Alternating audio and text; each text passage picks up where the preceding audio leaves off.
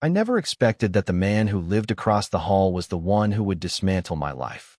Not with a wrecking ball, but with the quiet scent of sawdust and fresh rain, with the low rumble of his voice through a shared wall, with the accidental brush of his knuckles against mine in a darkened hallway. My life, before him, was a museum of my own design. Every object was in its place. Every day was catalogued and curated, a quiet exhibit of solitude that I had convinced myself was peace. His name was Cole. He was a monument carved from warmer, more substantial stone than I was. I was all sharp lines and digital screens, a creature of cool blues and grays. He was earth tones and solid mass, a man who worked with his hands, transforming raw wood into things of beauty and function. I knew this because I'd seen him carry finished pieces to his truck, a sleek, darkwood coffee table, a set of chairs with impossibly elegant curves, and because the faint, clean scent of cedar and varnish sometimes drifted under my door, a ghostly, pleasant invasion of my sterile space. He lived in 4B, directly opposite my 4A. Our doors were perfect mirrors of each other, but it felt like they opened into different universes. My universe was one of controlled variables, the precise temperature of my coffee, the specific angle of the blinds to catch the morning light without glare, the silent, ordered hum of my computer. His, I imagined, was a world of tangible things, of splinters and sweat, of the satisfying ache in muscles after a day of creation. The barrier between us wasn't just the 6 feet of worn carpeting in the hallway. It was a chasm I had constructed in my own mind. Cole was the kind of man you saw in commercials for rugged trucks or craft beer. He had a way of smiling with his whole face, a crinkling around his eyes that suggested genuine, uncomplicated warmth. He sometimes had a woman with him, a different one every few months, always laughing, always beautiful. They were fleeting exhibits in his life, and I cataloged them with the detached ache of a lonely curator. He was, in every visible way, a resident of a world to which I did not have a passport. He was straight. It was a fact I had chiseled into the stone of my assumptions, a load-bearing wall in the architecture of my loneliness. So I observed. It was my default state. From the security of my peephole or the sliver of a view from my window, I watched the small rituals of his life. I saw him leave in the morning, flannel shirt and sturdy boots, a travel mug of coffee in one hand. I heard him return in the evening, the heavy, reassuring thud of those same boots on the landing. Sometimes, late at night, I would hear the low thrum of music from his apartment, something with a soulful bass line that vibrated through my floorboards, a physical reminder of his presence. My admiration was a secret, a delicate thing I kept under glass. It was a collection of insignificant moments that felt, to me, incredibly significant. The time he held the main door open for me when my arms were full of groceries, his voice a low, pleasant rumble as he said, "Got it." The afternoon I saw him sitting on his small balcony, sketching in a notebook with a focused intensity that made my chest tighten. The scent of his cologne, something clean and sharp, like citrus and pine, that lingered in the elevator one morning, a ghost I inhaled as if it were oxygen. Each observation was a new acquisition for my private museum, an artifact of a life I could admire but never touch. I told myself it was enough. To appreciate art, you don't need to own it. You just need to be able to see it. The storm arrived on a Tuesday, battering the city with a fury that felt personal. The sky turned a bruised purple-gray, and the wind howled like a wounded animal. My carefully curated world began to fray at the edges.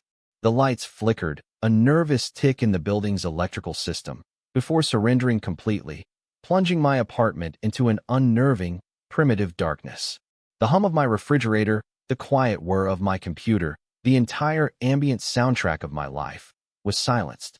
All that remained was the roar of the rain and the frantic, insistent drumming of my own heart. I spent the first hour in a state of controlled anxiety, lighting the emergency candles I kept in a kitchen drawer. Their flickering light threw long, dancing shadows against the walls, making my familiar, orderly space feel strange and menacing. The walls I had built around myself, usually a source of comfort, suddenly felt like the walls of a cage. The silence was immense, broken only by the storm's tantrum. I was completely, utterly alone in the dark, and the peace I had mistaken for solitude now felt like its much colder, sharper cousin. isolation. A frantic knocking on my door shattered the quiet. It wasn't a polite rap. It was an urgent, desperate pounding that sent a jolt of adrenaline through me. My first thought was that something was terribly wrong, that the building itself was in peril. I fumbled with the locks, my hands shaking, and pulled the door open a crack. It was Cole. He was soaked, his dark hair plastered to his forehead, water dripping from his chin. The hall behind him was dark, but I could see the sheen of water on the floor, creeping from under his doorway. His face, usually open and relaxed, was tight with stress. "Hey," he said, his voice strained. "Sorry to bother you, man. You have power." I shook my head, the motion feeling slow and stupid. "No, it's out everywhere, I think." "Right? Okay." He ran a hand through his wet hair, looking past me into my candlelit apartment. "Listen, this is a huge ask, but the pipe for the unit above me burst. My place it's a mess. Water's coming through the ceiling. Mr. Henderson is trying to get an emergency plumber, but he said it's going to be a while. He asked if I could maybe crash here, just for the night." My mind went completely blank. It was as if my brain, the overthinking, cataloging machine that ran my life, had simply short-circuited. "Cole, here, in my apartment." The monument was asking for sanctuary in my museum. The carefully constructed barrier between our worlds was about to be washed away by a busted pipe and a biblical downpour. "Yeah," I heard myself say, the word feeling foreign in my own mouth. "Of course. Come in." He gave me a look of profound relief, a small, grateful smile that made my stomach do a slow, complicated flip. "Thank you. Seriously, you're saving my life." He stepped inside, and the entire atmosphere of my apartment shifted. He brought the storm in with him, the scent of rain, the cold air, the chaotic energy of the disaster unfolding across the hall.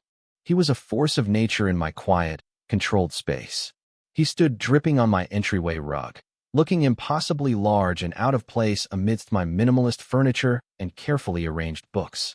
The museum had just acquired a new, living, breathing exhibit, and I had no idea where to put it or what the placard should say. The next few hours were a blur of awkward hospitality. I gave him a set of my driest, largest towels and a spare t-shirt and sweatpants that were comically small on his broad frame. While he changed in the bathroom, I tried to restore some semblance of order to my own thoughts, a task that felt like trying to stack pebbles in a hurricane. His presence was a tangible thing. It had a weight, a temperature. The air was thicker, charged with an energy that wasn't there before. The quiet hum of my life had been replaced by the sound of his movements, the soft padding of his bare feet on my hardwood floors, the rustle of fabric as he changed, the quiet click of the bathroom door. When he emerged, he looked different, softer. The t-shirt, a plain gray one I rarely wore, strained across his chest and shoulders. The sweatpants ended a few inches above his ankles. He looked less like a monument and more like a man, a vulnerable man who had just seen his home flooded. The sight did something strange to my heart, a painful, protective squeeze. "I owe you big time," he said, his voice a low rumble that seemed to be absorbed by the shadows. He was holding his wet clothes in a bundle. "I don't know what I would have done. Don't worry about it." I managed, trying to sound casual, as if having my long-standing secret crush sheltering in my apartment during a blackout was a perfectly normal Tuesday night. "It's what neighbors do." We existed in the flickering candlelight, two strangers forced into an unlikely intimacy. The usual social scripts felt useless. There was no television to fill the silence, no phones to scroll through. There was just the dark, the storm raging outside, and the unnerving, thrilling proximity of him. My sensory awareness, always on high alert around him, went into overdrive. I could smell the clean, minty scent of my soap on his skin, a bizarre and intimate layering of his scent over mine. I was acutely aware of the space between us as we sat at my small kitchen table, the way the candlelight carved shadows and highlights onto his face. I made us instant coffee on my gas stove, the only appliance still working. We drank it from mismatched mugs, our hands wrapped around them for warmth. The silence wasn't entirely uncomfortable. It was heavy, weighted with unspoken things, but it was a shared silence. For the first time, we were experiencing the same moment together, not just existing in parallel universes on opposite sides of a hallway.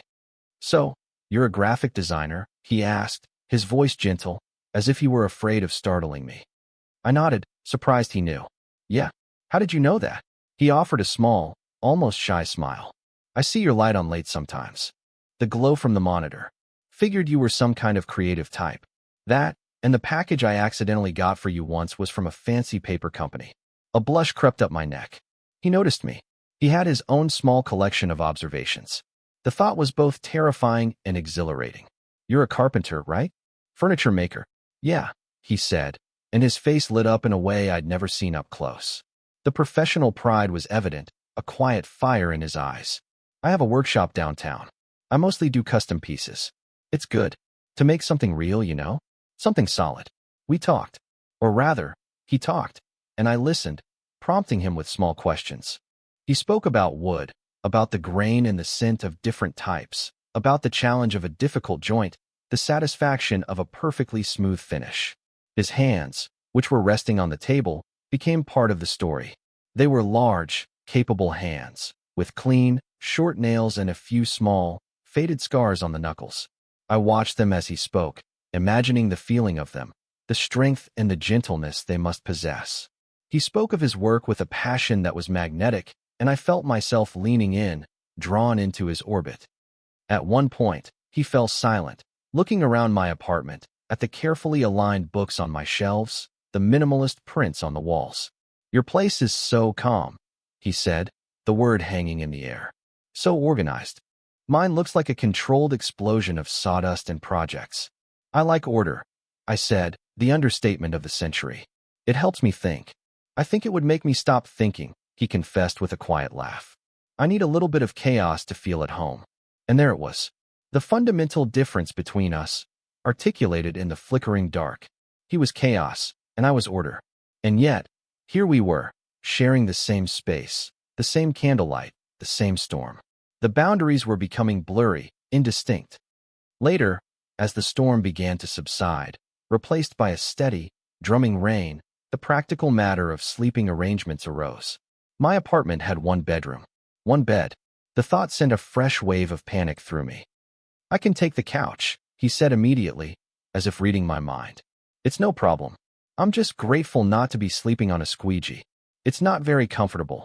I heard myself protest, my mouth moving faster than my brain. It's more for aesthetics, my cheeks burned. What a ridiculous thing to say. He chuckled, a low, warm sound. Aesthetic couch. Got it. Still better than a puddle.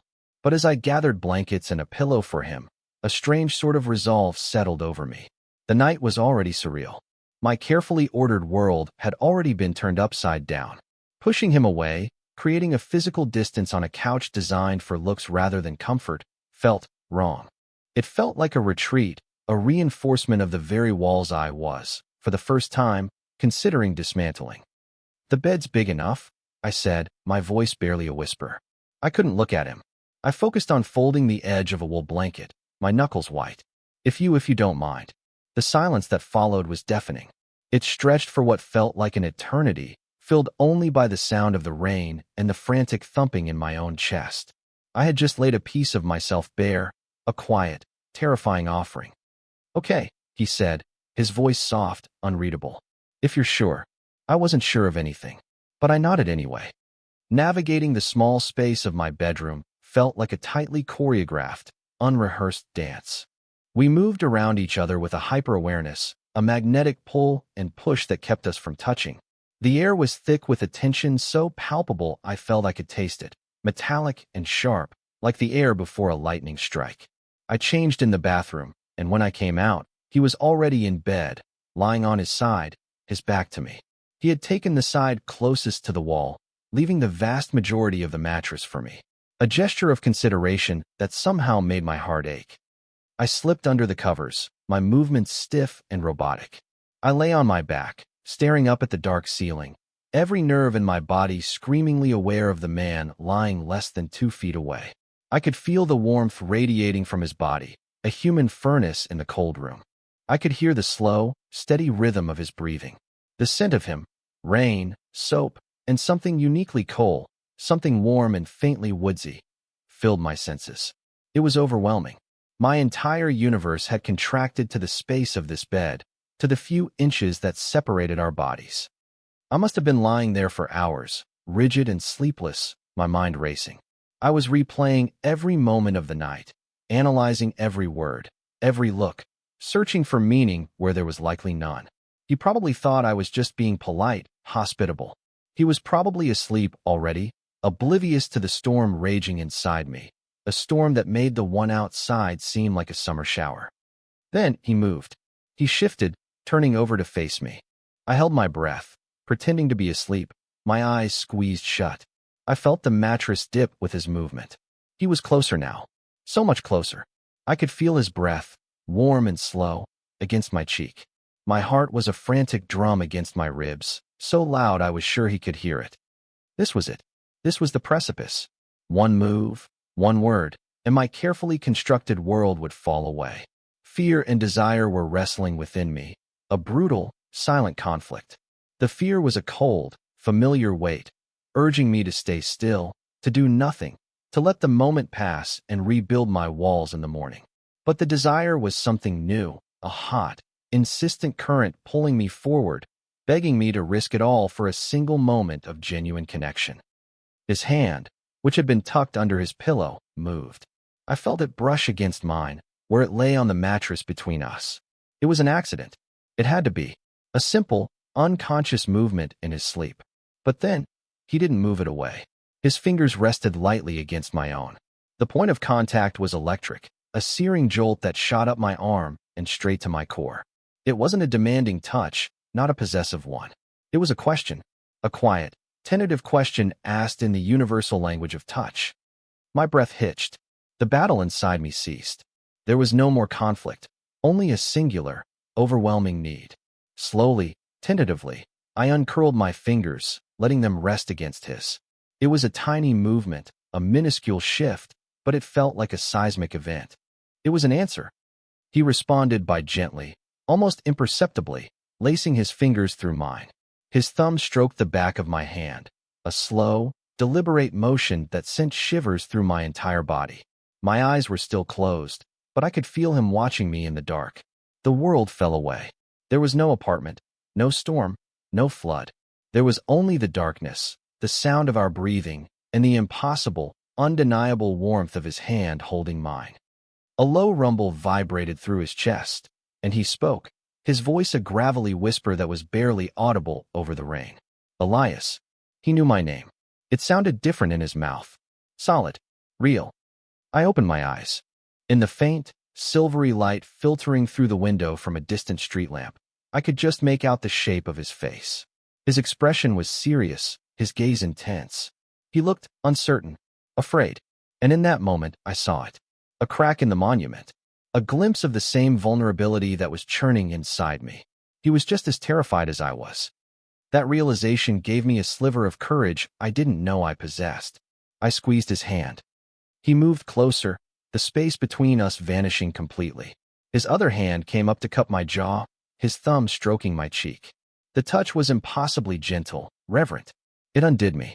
The walls I had spent years building, the carefully curated exhibits of my lonely life, they all came crashing down, turning to dust in the face of this one, tender gesture. "Is this okay?" he whispered, his voice thick with an emotion I couldn't name. I couldn't find the words, so I just nodded, a small, jerky movement. It was more than okay.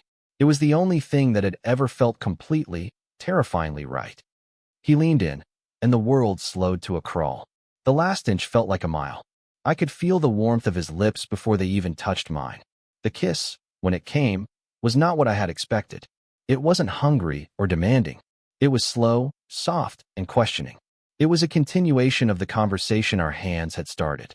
It was hesitant, searching, a gentle exploration in the dark. I tasted rain and coffee and something that was just him, a flavor I knew I would spend the rest of my life trying to memorize. My mind went blissfully, beautifully blank. The constant hum of anxiety, the endless analysis, the cataloging of fears, it all just stopped. There was no past, no future. There was only the here and now, the soft pressure of his lips, the solid warmth of his body next to mine, the feeling of his hand intertwined with my own. For the first time in as long as I could remember, I wasn't an observer in my own life. I was a participant. and it felt like coming home to a place I'd never known existed. The morning arrived with a cruel, clinical brightness. Sometime in the night, the power had returned, and the unforgiving light of a clear dawn streamed through the gaps in my blinds, slicing the room into stripes of shadow and stark reality. The magic of the night, the soft, forgiving darkness that had allowed for such impossible bravery, had evaporated. I woke up first. Cole was still asleep, lying on his side, facing me. His arm was draped over my waist, his hand resting on my hip. His breathing was deep and even.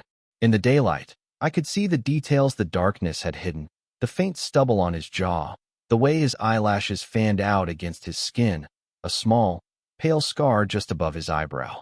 He looked peaceful, younger, utterly beautiful, and a cold, brutal wave of panic washed over me. What had I done? My mind, silent for those few blissful hours, roared back to life with a vengeance. The anxiety, the overthinking, it was all there, 100 times stronger than before. Last night was a fluke, an anomaly created by a storm, a blackout, and forced proximity. It was a moment of shared vulnerability, a strange dream from which the morning light was now rudely waking me. He was probably just lonely, or curious, or maybe he just felt sorry for the quiet, anxious guy across the hall. The kiss, it was a mistake. A beautiful, world-altering mistake that I was going to pay for. I carefully, painstakingly, slid out from under his arm, my movements as slow and precise as a bomb disposal expert. I held my breath, terrified of waking him. I needed space. I needed to think. I needed to rebuild my walls before he could see the rubble he had created. I escaped the bedroom and retreated to the kitchen, the scene of our first real conversation. It looked different now. The mugs were still on the table, a silent testament to the night before. The whole apartment felt different. It was no longer just my space. It was contaminated with his presence, with the memory of what had happened. I made coffee, the familiar ritual, a flimsy anchor in a sea of turmoil. The machine whirred to life, a sound so normal it felt like a betrayal of the chaos in my head. I heard him stir in the bedroom, the sound of the sheets rustling, and my entire body went rigid. He was waking up. He was going to walk out here, and we would have to face what we did. I braced myself for the awkwardness, the regret I was sure I would see in his eyes. When he emerged from the bedroom a few minutes later, he wasn't looking at me. He was dressed in my borrowed clothes from the night before, his own still damp. He ran a hand through his sleep-tousled hair and avoided my gaze, focusing on a spot on the floor. The easy intimacy of the night was gone, replaced by a thick, suffocating silence. "Morning," he muttered, his voice low and gruff. It didn't have the warmth of the night before. It was flat, distant. "Morning," I squeaked, my voice an octave too high. "Coffee's ready." He nodded, still not looking at me, and moved to the counter to pour himself a cup.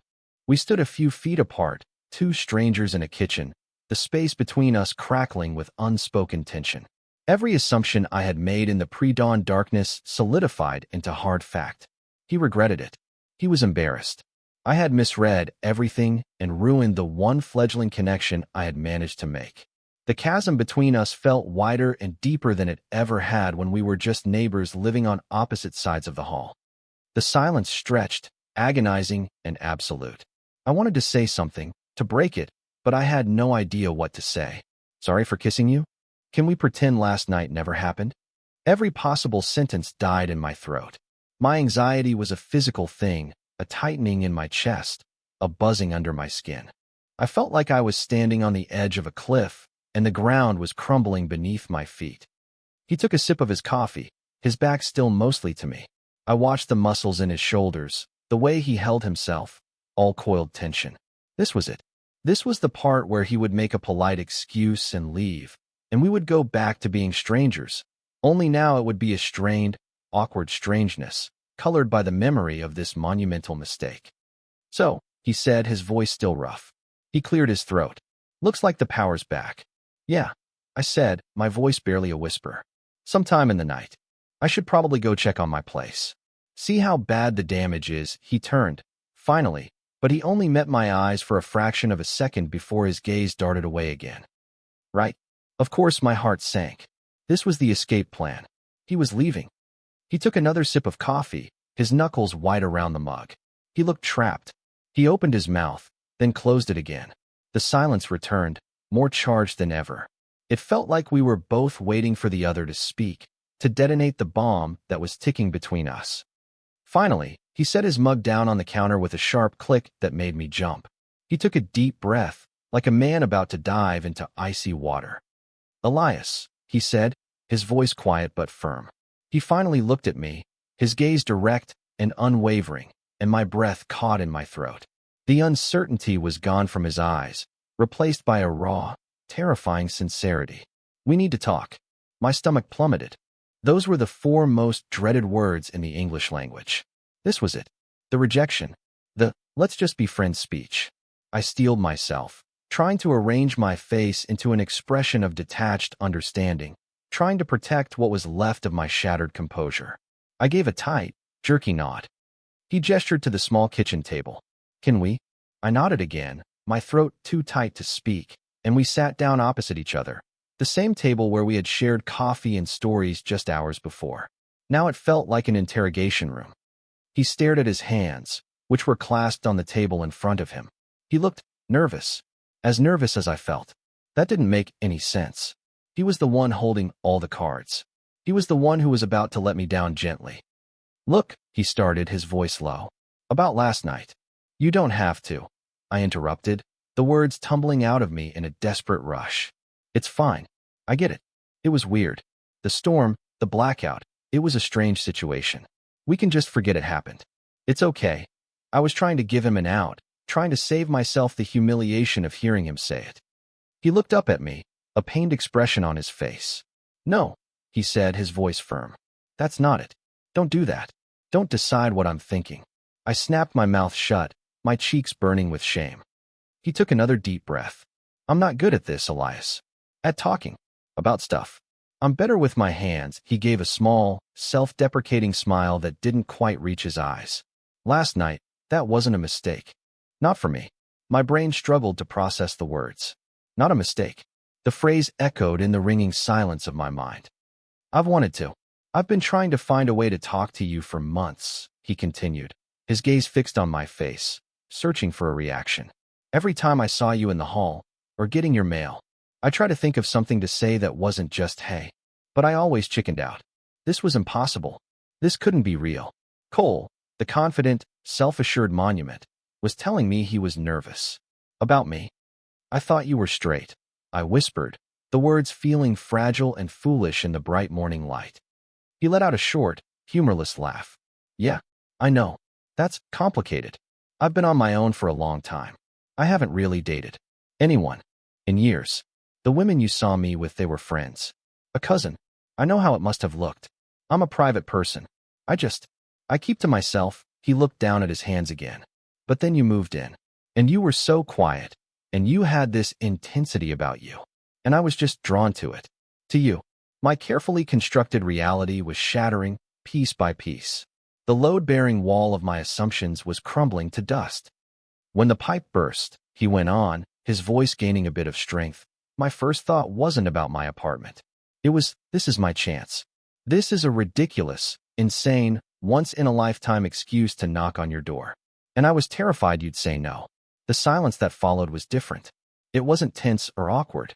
It was filled with a dawning, fragile hope. He had felt it too. The pull, the awareness. All those months I had spent observing him from my self-imposed distance, he had been looking back, wanting the same thing. "This morning," he said, his voice dropping to a near whisper, "I woke up and you were gone. And I panicked. I thought I'd misread everything. That I'd pushed too hard, that I'd scared you off.